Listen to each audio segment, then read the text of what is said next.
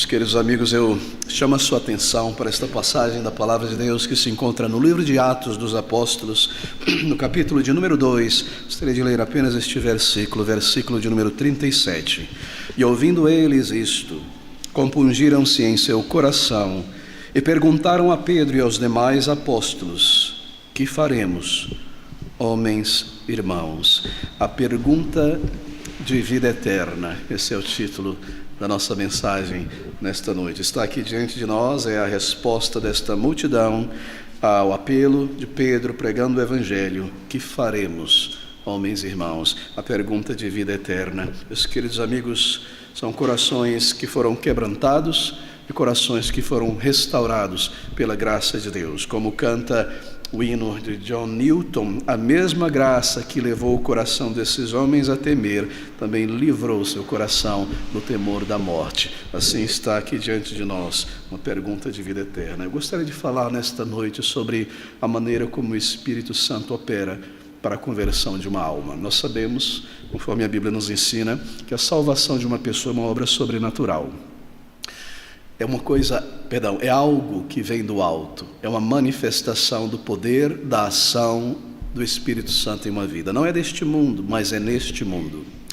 Nós sabemos também que há uma parte que é nossa, não meritória, mas a parte de responder ao Evangelho. E a resposta, ou melhor, a pergunta que deve ser feita é colocada nesses termos tão gráficos aqui, o clamor do coração dessas pessoas a Pedro e aos demais apóstolos: irmãos, nós matamos o Salvador, e agora?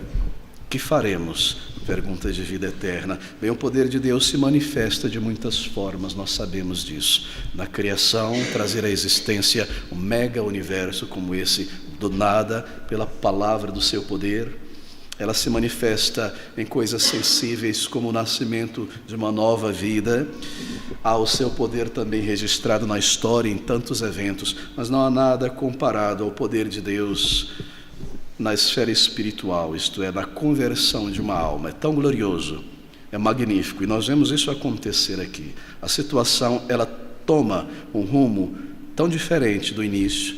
Nós vemos estas multidões aqui, poucas semanas antes, clamando, gritando mesmo pela crucificação do Senhor Jesus Cristo. E agora esta mesma multidão perguntando: como podemos ser salvos? O que será de nós? O que aconteceu aqui? Esta foi a obra do Espírito de Deus. É um poder que não se encontra neste mundo, é um poder do alto. Bem, esse evento de Atos no capítulo 2, narrado aqui por Lucas, acontece exatamente 7 semanas após a Páscoa em Jerusalém, quando aconteceu a crucificação do Senhor Jesus Cristo. Na crucificação, tudo aquilo que os profetas disseram a respeito do Salvador aconteceu. Que os líderes daquela nação o tomariam, o envergonhariam, o desprezariam e o matariam através das mãos dos romanos. Ele foi cruelmente tratado, maltratado. Eles lançaram desaforos contra o Senhor Jesus Cristo na cruz. Naquele dia, milhares de pessoas, veja, homens e mulheres vindo da Galileia, do sul de Israel, Bexiba, de Jericó, de todas as áreas de Israel se reúnem em Jerusalém na Páscoa para cumprir aquela cerimônia memorial estabelecida pelo Senhor.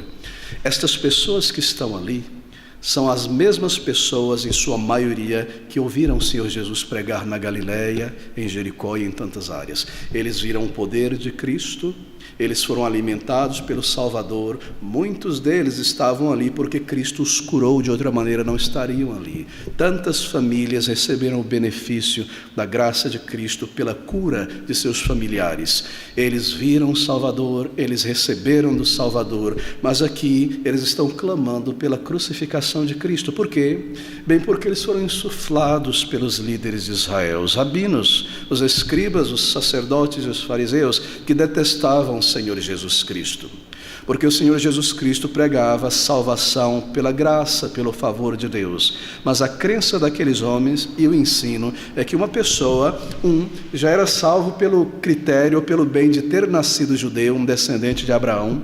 E o Senhor lhe colocava metade do pé no céu, E 2, porque ele buscava observar estas cerimônias, então isto era agradável a Deus, e assim eles seriam salvos, criam eles, pelo esforço de permanecerem fiéis à lei cerimonial. Mas o Senhor Jesus Cristo dizia: não, salvação é pela graça e sempre foi, e estas cerimônias são nada mais do que figuras da necessidade de um Salvador vir a este mundo, e da dificuldade, o problema do pecado que nos separa de Deus, e a necessidade de um mediador, alguém que levaria sobre si a punição pelos pecados do povo. E eles rejeitaram esta palavra, e rejeitaram o Senhor, e eles diziam às multidões que a mensagem de Jesus e a maneira como ele operava em Israel iria levantar a ira dos romanos contra os judeus e destruir aquela cidade, destruir aquele templo, porque ele dizia ser o rei, ou melhor, é o que diziam a respeito dele. Mas não havia rei na Palestina, somente César poderia ser rei. E assim, insuflados pelos judeus, este povo que antes recebeu tantos benefícios, ele próprio clama pela morte de Cristo. Mas é claro, em grande parte eles desdenhavam o Senhor Jesus Cristo, porque o Senhor apontava os pecados deles. E o Senhor insistia na necessidade de arrependimento de pecados para com Deus. E eles estavam tranquilos nesse pedigree religioso como descendentes de Abraão. Isso também insuflou os seus ânimos. E naquele dia, conforme as profecias declararam, eles tomam o Salvador e o rejeitam e o maltratam, e clamam, reivindicam a crucificação. Tira este homem deste mundo, pois não merece viver. E assim, 7 semanas depois deste evento, estas mesmas multidões, juntamente com outras multidões de judeus e prosélitos vindo da Itália, do Egito e de tantas partes do mundo, incham a cidade de Jerusalém, fazem a cidade transbordar de pessoas. E aquelas pessoas que compunham aquela multidão estavam ali mais uma vez. E nós lemos isso a respeito delas. E quando elas ouviram a pregação do apóstolo Pedro, aqueles mesmos assassinos que buscaram a execução de Cristo, eles são tão transformados, eles são tão mudados. O que aconteceu aqui? Bem, o que aconteceu foi esta gloriosa obra do Espírito de Deus no coração. Observe isso.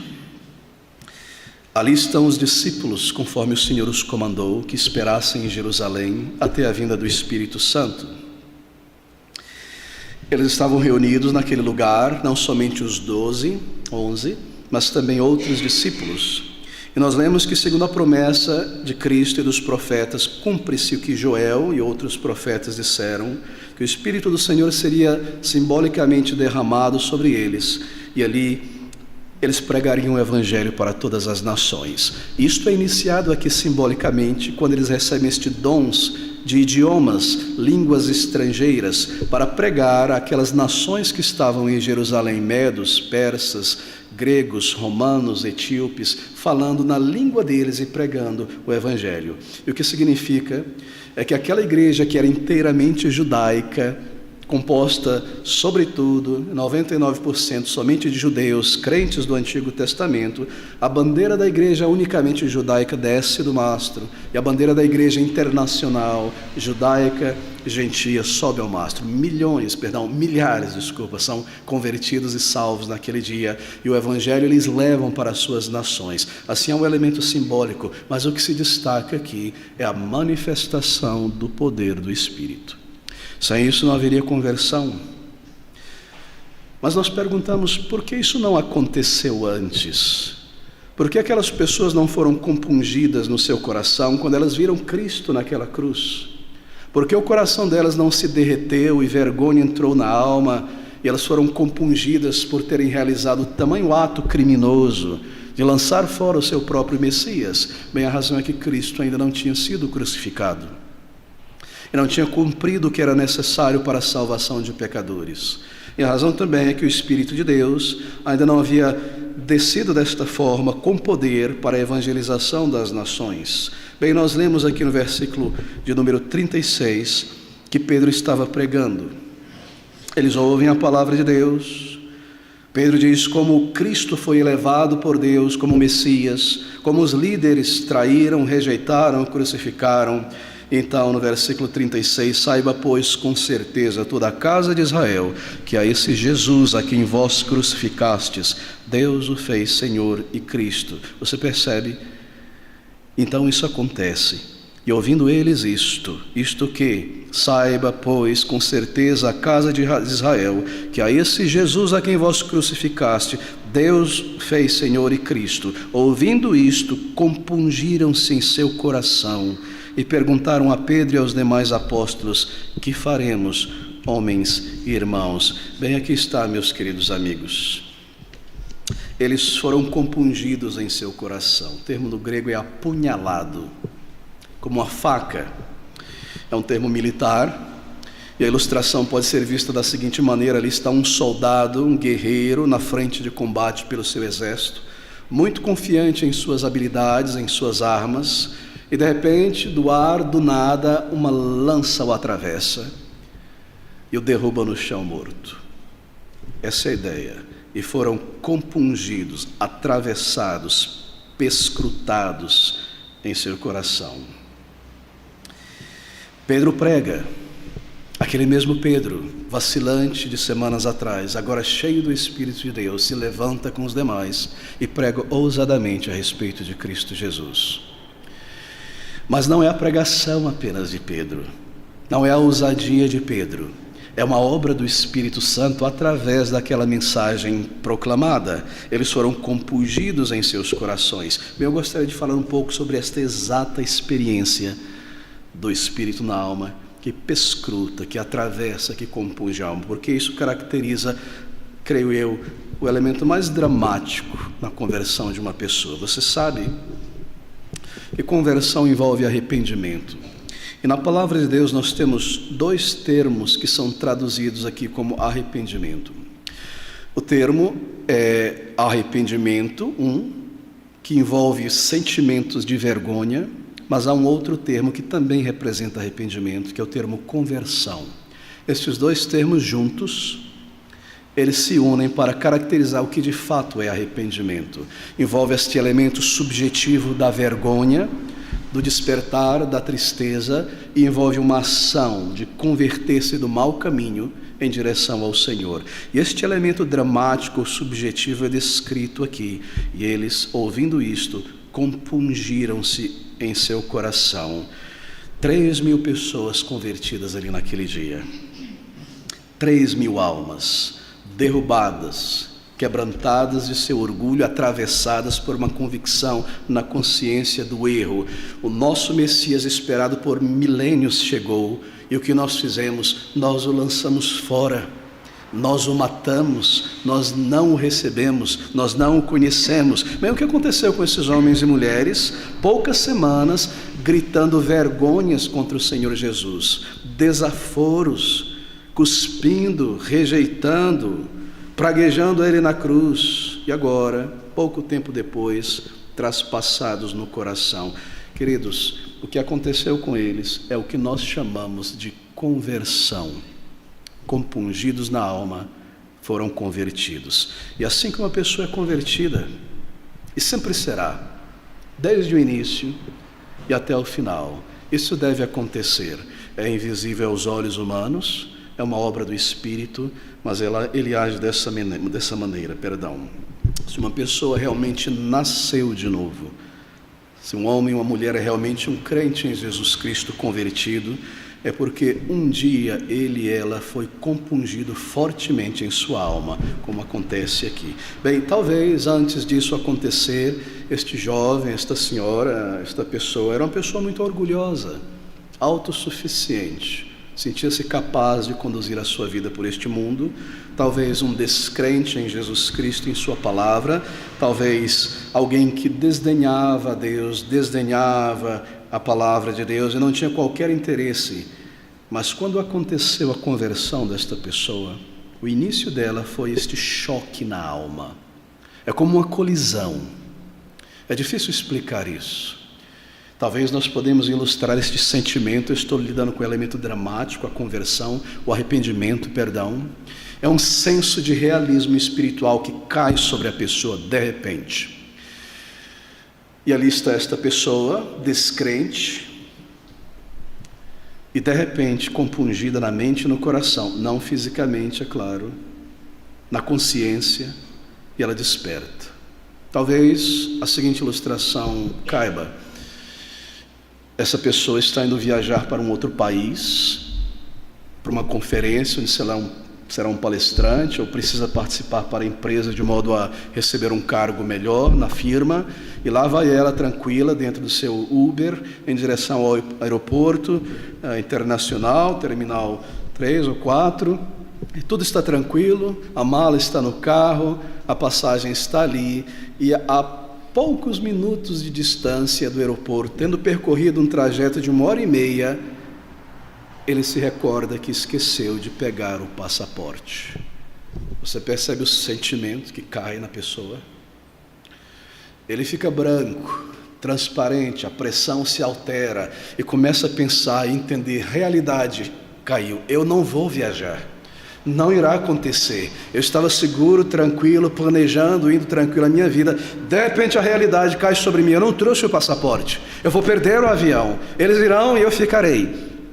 Essa é a ideia aqui, é um choque na alma, é uma colisão com a realidade espiritual. Aqui estou eu vivendo a minha vida, em termos eu creio na existência de Deus, em termos eu creio que Jesus é o Salvador, em certo sentido eu aceito e abraço estas verdades maravilhosas, mas isso nunca falou diretamente ao meu estado, eu nunca tomei isso como para mim, eu sempre ouvi, isso eu aplicava ao meu vizinho, ao meu esposo, à minha tia, eu nunca vi isso, eu não estava na figura, de repente eu percebo, esta mensagem está falando sobre mim, eu sou esse pecador, ela descreve a mim, eu tenho desprezado o Senhor, eu tenho vivido em meus pecados uma vida para mim somente, eu roubei a Deus, roubei a minha vida dele, fiz tantas coisas para abafar a minha consciência, para negar a existência de Deus, para que eu pudesse seguir em frente, e eu clamava em alta voz, como este sujeito que acabou de gritar, que Deus não existe na verdade, e eu dizia isso para que eu pudesse seguir em frente em meu pecado, e pudesse viver longe de Deus, tranquilo em meu pecado, mas de repente eu tropeço na realidade, quando? De muitas maneiras, eu encaro a eternidade, a enfermidade ou a morte bate à minha porta, e de repente eu percebo, aquela pessoa se foi, tudo que ela planejou, que iria fazer, tudo que ela pensava, afirmava, as suas causas simplesmente se esvaneceram, não há mais nada. Isso irá acontecer comigo em breve, em pouco tempo. E se a morte existe, a palavra de Deus é verdadeira, que diz que todos pecaram e morreram. E o resultado do pecado é a morte espiritual e a morte física. Eu preciso buscar a Deus enquanto eu ainda estou vivo deste lado da eternidade. Um choque de realismo. De repente, talvez era uma pessoa hostil à fé cristã e despreocupada com a existência da alma, mas de repente faz todo sentido. Faz todo sentido, é claro, tem que haver um Deus. E se há um Deus, ele deve se revelar ao ser humano, senão nós não conheceremos a Deus. E o fato de nós estarmos morrendo, isso prova a palavra de Deus. E essas coisas fazem sentido, e Deus fala em sua palavra, e ele enviou um Salvador, e isso faz todo sentido, porque Deus é santo e justo, e para manifestar a sua misericórdia, ele precisa cumprir a sua lei também. De repente, nós acordamos. Talvez seja um jovem, um adolescente completamente tomado por essa vida, suas buscas, seus prazeres, interesses pessoais, e essa pessoa está contente vivendo longe de Deus, abraçada em seus pecados, em paz com seus pecados, e não parece ter qualquer ou sentir qualquer necessidade de conhecer o Deus vivo, de conhecer a Cristo Jesus. E de repente vem um choque espiritual, uma colisão espiritual, uma compulsão na alma. Ele sente a sua necessidade do Deus vivo. Ele percebe o vazio imenso de uma vida sem Deus. Tudo estava bem, havia tantos planos, certos bens angariados, mas de repente é um buraco dentro de mim e nada parece satisfazer, e tudo que eu tento colocar dentro desse buraco para preencher ele é como cair num abismo, e eu passo de uma coisa para outra. O que é isso? Eu possuo uma alma eterna, como diz a palavra de Deus. Assim, conversão, uma colisão com a realidade espiritual que me acorda para Deus e me conduz ao arrependimento, isto é, a conversão e a fé no Senhor Jesus Cristo. A velha vida, seja ela religiosa ou não religiosa, um choque, um despertamento, em um momento insensível quanto à sua culpa, quanto ao julgamento de Deus. Em outro momento, tudo o que importa para essa pessoa é a salvação. Já não importa mais o que os seus amigos vão dizer. Já não importa mais se a carreira e os planos não derem certo. Tudo o que me importa agora é encontrar e receber o perdão de Deus e me preparar para a vida eterna. De repente, esta realidade cai sobre a pessoa. Muitas pessoas, tenho observado ao longo da minha vida, vêm à igreja e talvez crescem no contexto da igreja, como foi o meu caso, famílias que adoram a Deus, que servem a Deus, que abrem a palavra de Deus no lar, e os anos passam, e tudo passa diante delas, elas ouvem as verdades da palavra de Deus, mas não levam nada a sério, até que chega um dia, seja na adolescência ou na juventude, na vida adulta, que eles são compungidos na alma, e eles acordam, eles sentem os seus pecados diante de Deus, e a sua vergonha e mesmo a sua condenação, é de repente. Normalmente isso acontece pelo ouvir da palavra de Deus pregada ou lida. Assim aconteceu comigo. Abrindo a palavra de Deus em 1 João, no capítulo 3, versículos 6 e 9, aquele que é nascido de Deus não vive na prática do pecado. Quantas milhares de vezes eu já tinha lido, ouvido, escrito em cartaz, preenchido na revista da EBD este versículo.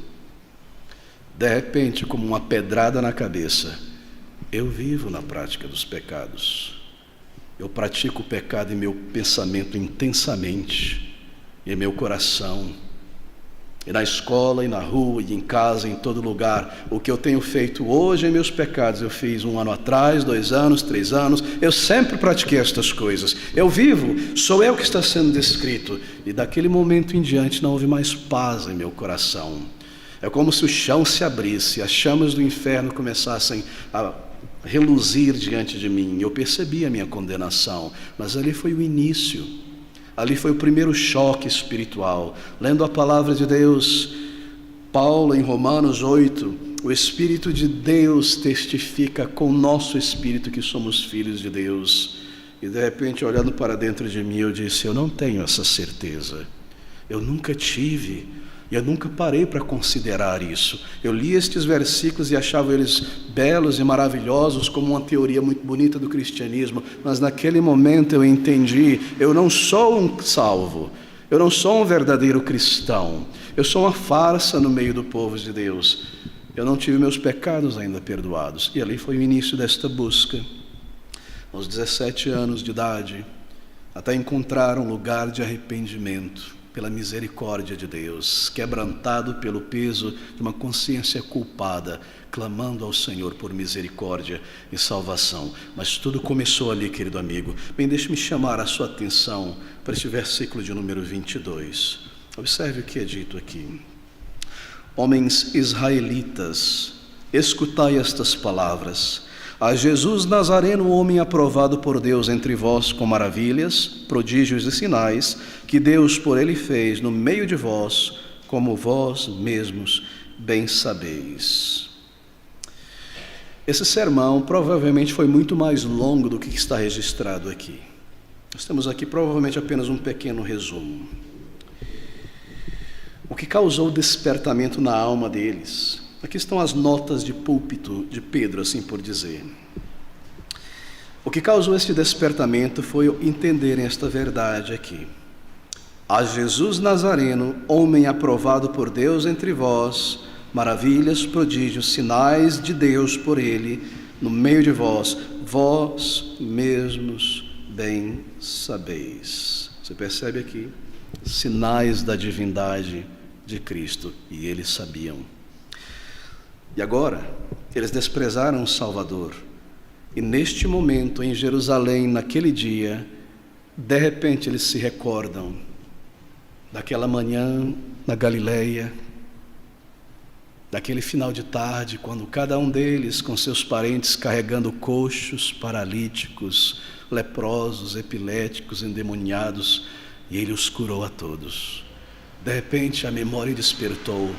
Isso acontece, queridos amigos, quando nós temos esse choque de realidade espiritual. O Senhor desperta a memória e uma avalanche de pecados começa a jorrar para dentro de nós. Coisas que eu fiz na infância, na pré-adolescência, na adolescência, o meu comportamento, a maneira como eu pensei e reagi com a palavra de Deus e as chacotas que eu fiz contra Deus, ou tendo desprezado a palavra de Deus e dormido diante da palavra de Deus, e tantas coisas, uma avalanche. Eles recordaram, de repente eles recordaram também da misericórdia de Cristo, que eles próprios experimentaram o amor de Deus revelado em Jesus Cristo Salvador. Assim acontece. Eu conheço tantas pessoas com quem aconteceu exatamente isso, e é tão interessante. Pessoas que estão naquele ritmo de vida por décadas, e você imagina que nada irá mudar. De repente, como que do nada, a partir da nossa perspectiva, porque o Espírito sopra onde quer, elas simplesmente se tornam preocupadas com a alma. É realmente impressionante, realmente impressionante. Me recordo de um jovem na faculdade, cada 10 palavras que falava, 3 eram palavrões imorais. Pessoa violenta, uma pessoa inquieta, uma pessoa ansiosa, não conseguia parar, tinha que estar fazendo alguma coisa, tinha que estar falando alguma coisa. Fiel à sua religião, católico, mas uma pessoa extremamente imoral. E você olhava para aquela pessoa, parecia uma parede pintada, que foi molhada e o fungo começou e subiu, e está daquele jeito há décadas e décadas e décadas. Você já viu essa parede tantas vezes daquele jeito. De repente aquela pessoa, preocupada com sua alma, envergonhada de seus pecados, buscando ler a Bíblia, fazendo perguntas, buscando entender. Como poderia ser isso, senão uma obra do alto, uma obra do Espírito Santo de Deus? Nós ouvimos sobre o Senhor Jesus, nós ouvimos sobre os seus milagres, o seu poder, a sua misericórdia, tantas vidas que Ele salvou, mas nunca somos comovidos, nunca somos levados ao arrependimento e à fé, até que chega aquele tempo quando o Espírito trabalha em nós. Você sente tristeza pelos teus pecados. Queridos, eu estou narrando a anatomia da conversão, com o intuito de que você, com sua mente inteligente, examine o coração e perceba se isto já aconteceu em tua vida. E se não, você busque isso do Senhor de todo o coração, porque este é o caminho para o céu. A conversão, como Paulo diz em 2 Coríntios 7,10, aquela tristeza segundo Deus, que opera o arrependimento para a vida. E você percebe, você diz de repente, eu sou pecador, eu estou condenado, eu fiz coisas terríveis. E nós pensamos então agora não mais sobre as coisas que nós falamos ou que nós fizemos, mas sobre os pecados do coração. Tudo se torna pessoal. E agora eu vejo o pecado não lá fora, mas eu vejo o pecado pelo lado de dentro. Eu sou um pecador. Eu entendo isso, eu entendia já, mas eu não aceitava. Mas agora eu compreendo e aceito, e é uma preocupação profunda em mim. Eu tenho insultado a Deus. Eu não tenho reconhecido nem me submetido inteiramente a Ele. Eu tenho roubado dele os meus dias. Eu também já enganei outras pessoas e já traí outras tantas. Eu já desejei matar muita gente em meu coração e de fato eu já o fiz. Eu sou um pecador na alma, por dentro. Eu não sou digno, eu sou sujo. Eu preciso do perdão de Deus, eu preciso da misericórdia de Deus. E estas coisas tomam intensidade, grande intensidade. Uma pergunta se levanta: o que eu vou fazer? O que eu devo fazer? Isso é ilustrado de uma maneira muito maravilhosa naquele grande livro alegórico de John Bunyan, o Peregrino. Ele inicia dizendo que viu um homem na porta de sua casa, com suas costas para a porta, o seu olhar para o horizonte, um livro na mão e um grande peso em suas costas. Ele retorna para dentro da sua casa com grande temor e começa a insistir com sua esposa e filhos que saiam com ele daquela cidade, porque ela será destruída em pouquíssimo tempo. Em alguns momentos a família ria, em outros momentos fazia chacota, mas simplesmente não acreditavam e achavam que ele tinha algum problema mental, estava passando por alguma dificuldade. E ele saiu e foi para o campo ler aquele livro, e ali, preocupado, um senso de condenação, de destruição que viria, ele disse: eu não sei o que fazer. E de repente no caminho dele vem um homem chamado Evangelista. E ele pergunta àquele homem: o que eu devo fazer? Que faremos, pois, irmãos? E a resposta daquele homem foi: você vê uma porta distante, uma pequena porta estreita. E ele disse: não vejo, não consigo ver. Você vê uma luz próxima, eu vejo esta luz. Siga esta luz e ela te conduzirá àquela porta, a porta estreita que conduz à vida eterna. E essa é a resposta de Pedro para eles. E disse-lhes Pedro, observe com muita atenção a resposta de Pedro: que faremos, homens e irmãos? E disse-lhes Pedro: se alguém deseja ser salvo, levante a mão e venha aqui à frente, eu irei orar por você. Nada do tipo, não é, querido amigo? Arrependei-vos e cada um de vós seja batizado em nome de Jesus Cristo, como símbolo de que os pecados foram remidos, e recebereis o dom do Espírito Santo. Arrependei-vos. É isso o que acontece, é isso o que deve ser feito. Arrependimento. As mesmas palavras que o Senhor Jesus Cristo declarou no início do seu ministério público, lá em Marcos 14, a 1,14. Arrependei-vos e crede no Evangelho. Arrepender, meus amigos, eu gostaria que você entendesse isso. Eu nunca entendi, até que Deus teve misericórdia de mim. Arrependimento é uma palavra positiva no vocabulário do Evangelho. Não é uma palavra da qual nós corremos ou devemos fugir. É uma palavra positiva na Bíblia. Ela deve ser vista desta maneira: se eu somente me aproximar de Deus no estado em que eu estou, há esperança para mim. Foi isso que eles entenderam. Disse-lhes Pedro: arrependei-vos e cada um de vós seja batizado em nome do Senhor Jesus Cristo. Se eu me aproximar de Deus no estado em que eu estou, há esperança para mim. Deus irá perdoar os meus muitos pecados se eu clamar a Ele. Eu não mereço, Ele é justo em me condenar. Eu sinto quanto aos meus pecados e quanto essa tirania da lei. Assim que eu vejo a lei de Deus, ela é contra mim, ela é contra a minha vontade, a minha pessoa, ela me persegue, mas eu sei que eu estou condenado, embora haja ira dentro de mim. Eu preciso de perdão, eu não posso lutar porque eu não vou vencer, e por fim eu serei condenado e banido para as trevas eternas, porque ninguém pode lutar e vencer a Deus. Eu preciso ser salvo, eu preciso que esse sentimento seja tirado de dentro de mim, e que eu sinta o meu pecado e clame a Deus de todo o meu coração.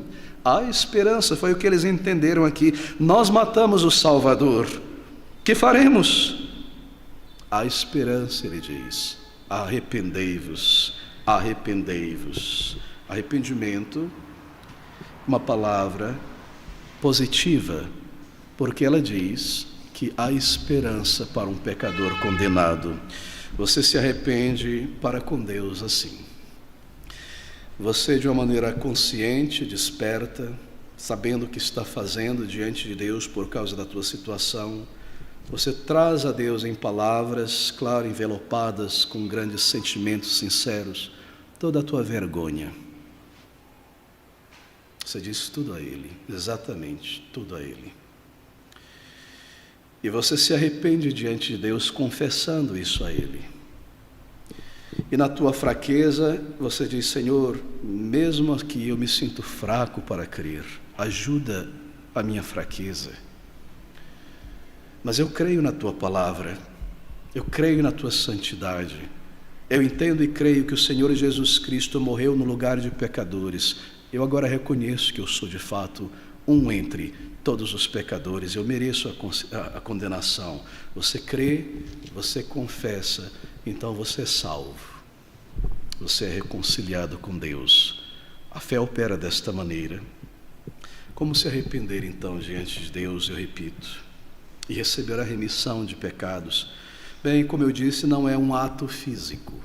vir à frente, levantar a mão, uma expressão, um gesto físico. Nada disso. Eu vou te dizer em linhas gerais o que a Bíblia ensina. Primeiro, mencionei, você encara, de fato, honestamente os teus pecados, do coração, de atos, de ações. Você não tenta mais se justificar e culpar outra pessoa, quem quer que seja, a maneira que você foi criado, o país onde você nasceu, os acidentes que aconteceram. Você não justifica mais ter pecado por conta dessas coisas. Você vai ao Senhor como um pecador, dizendo a Ele tudo. Você não mais ignora a verdade de Deus, que Deus é justo e irá te punir e te condenar se você passar para a eternidade sem o perdão. Você aceita isso e vai a Deus como um pecador condenado. E você diz ao Senhor: Senhor, eu sou essa pessoa impura, que cometi tantas mentiras, eu sou permeado de cobiça, e dentro de mim há tantas coisas horríveis, que se alguém visse, eu me encolheria num canto. Eu sou um pecador, eu pequei querendo pecar, eu desejei pecar, eu já fiz tantas coisas cruéis, e agi e matei a felicidade de pessoas, tantas coisas absurdas, Senhor. Me perdoa, Senhor, me purifica do meu pecado. Eu reconheço agora, e é difícil, Senhor, dizer isso, eu reconheço que eu não sou teu filho. Tantas vezes eu orei dizendo: Pai, mas agora eu reconheço que eu não sou teu filho. Faz de mim um filho de Deus, Senhor. Faz de mim uma filha de Deus pela primeira vez. Me aceita em tua família. Me dá um novo coração. Tira esse coração horrível que está dentro de mim, tão egoísta, tão mau, tão egocêntrico. Eu tenho falado, agido e pensado, e tudo isso diante do Senhor, coisas ofensivas e terríveis, mas eu dependo, Senhor, de Jesus Cristo. Eu entendo que Ele morreu para libertar pecadores do domínio do pecado, e eu creio que a morte dele ali naquela cruz foi para um pecador mesmo como eu. Eu reconheço, eu me entrego a Ti, para pertencer a Ti, para ter a Cristo como meu Senhor. Me salva, eu venho como eu estou, perdoa a minha alma, apaga as minhas muitas transgressões e tira esse peso, Senhor, que me destrói, que me afunda dentro de mim, a culpa dos meus pecados. Você pede, você suplica, enquanto você diz tudo a Ele, você se entrega a Ele. E se você significar de fato estas palavras de arrependimento, isto é, a tua alma, o teu coração estiverem unidas a essa confissão, é como se Deus dissesse: você está perdoado, eu limpo os teus pecados, eu apago o registro da transgressão, eu te dou um novo nome como um filho, eu te recebo como um filho amado, e você é salvo. E naquele momento você sabe que Ele te salvou, você sabe, e a nova vida flui a partir daquele instante. Conversão acontece ali pela obra do Espírito Santo. Arrependimento, conversão, uma nova vida. Ouça essas palavras: e ouvindo eles isto, compungiram-se em seu coração e perguntaram a Pedro e aos demais apóstolos: que faremos, homens e irmãos? É tudo o que você precisa. Arrependei-vos e cada um de vós seja batizado em nome de Jesus Cristo. O batismo aqui não é adicionado como critério para a salvação. O que é adicionado aqui é fé no Senhor, pública. Aqueles homens e mulheres, 3.000 deles que creram no Senhor Jesus Cristo, ao serem batizados, eles estavam se identificando com Cristo diante da nação judaica e dizendo para todo mundo: Ele me salvou e eu estou pronto para morrer. E eu morri para esta vida e para a religiosidade, eu pertenço a Cristo Jesus. Eu me entrego a Ele. Esse é o sentido. Você confessa e você se entrega ao Senhor, tudo ao mesmo tempo, para tê-lo como teu Salvador, que remiu o teu pecado, e para tê-lo como teu Senhor, a quem você pertence agora. E isso é a vida eterna. Isso é a salvação da alma e é tudo o que importa. Vamos orar juntos. Bendito Deus, Pai do Senhor Jesus Cristo, grande é o teu amor, grande é a nossa fraqueza em contraste. Nós rogamos ao Senhor por este mesmo poder do alto que trabalhou e compungiu um coração de uma multidão tão ignorante, tão empedernida em orgulho, e os levou a um verdadeiro arrependimento e fé. Aqui estamos nós e só o Senhor conhece o nosso coração. Nós te rogamos, Senhor, por esta mesma obra do alto, nesta congregação e no coração daqueles amigos que estão acompanhando nesta noite, ouvindo a tua palavra, para que haja vida, verdadeira vida, glórias a Cristo, a paz no coração, o alívio, a certeza de vida eterna, a nova vida, e se manifeste do alto, neste mundo mais uma vez, o poder do Senhor para salvar, para ressuscitar mortos espirituais. Nós rogamos que a glória seja dada a Cristo e muitos conheçam seu amor e o louvem e o sirvam. É o nosso clamor pela conversão de muitas almas, ó Senhor, e pedimos estas coisas em total dependência pelos méritos do Senhor Jesus Cristo. Nós oramos e para o teu louvor. Amém.